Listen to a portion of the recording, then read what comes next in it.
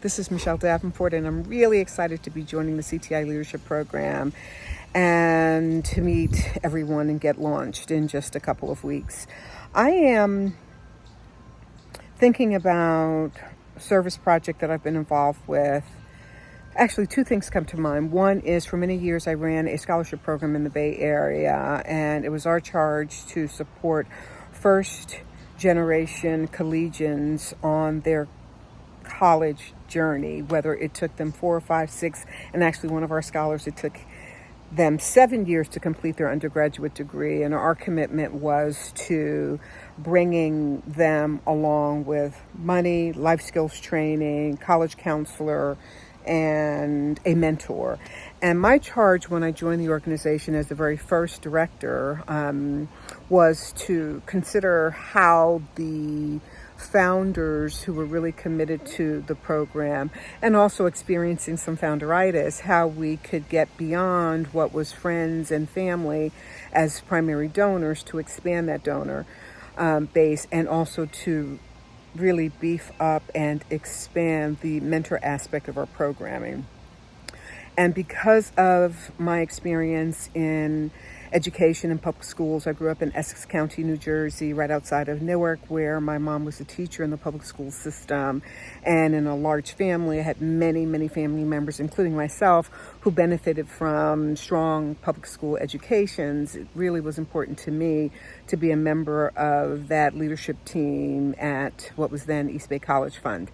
My role and how my leadership showed up was to navigate how to be thoughtful and sensitive to the founders and their vision for the organization, while at the same time being a primary advocate for the young people that we were serving. And it was not uncommon for our primary founder and my manager to ask me whose side I was on, because for me, being a voice for the voiceless is always way more powerful and way more important than the status quo and making sure that everybody feels good about everything that's going on. That's one. And so I had to navigate that with diplomacy, with thoughtful consideration, and with tact. When again, primary for me was making sure that the young people got what they needed as they continued to find their footing in a college world that for many of them was a brand new language, brand new experience. The second that comes to mind is a nonprofit organization that I've been a volunteer in for many years. And one of our primary projects is to support young people through scholarships that are born of our year-long fundraising efforts.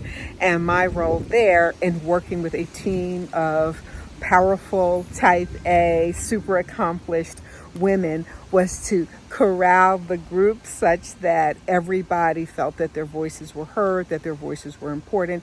And again, at the same time, as with the other example that I just gave, to make sure that the students and what their needs are at the forefront of the hard work that we were doing. So this requires, and I say requires because it's ongoing, and I've been a member of this organization for nearly 20 years now. And this requires a great deal of diplomacy and tact and negotiating, because everyone has a different idea on how best to use the funds and how best to disseminate the funds. So as I think about my leadership in both of those instances, what comes to mind is that I'm a Jersey girl at my heart, tried and true.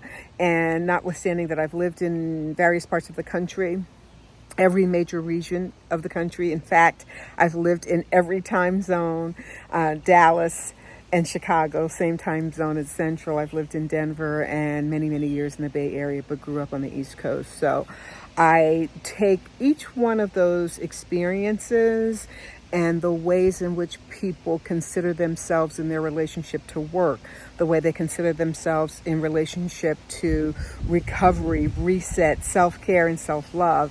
And I've brought all of that into my stance as a leader in this wild and wacky world of ours that we're living through right now. This is Michelle Davenport, and I'm excited to meet everyone and to be with you in just a few weeks.